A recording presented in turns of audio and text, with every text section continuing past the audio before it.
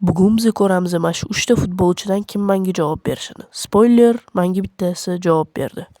Men hammaligiga bitta mana shu tekstni yozdim. Stop qilib o'qib olsanglar bo'ladi.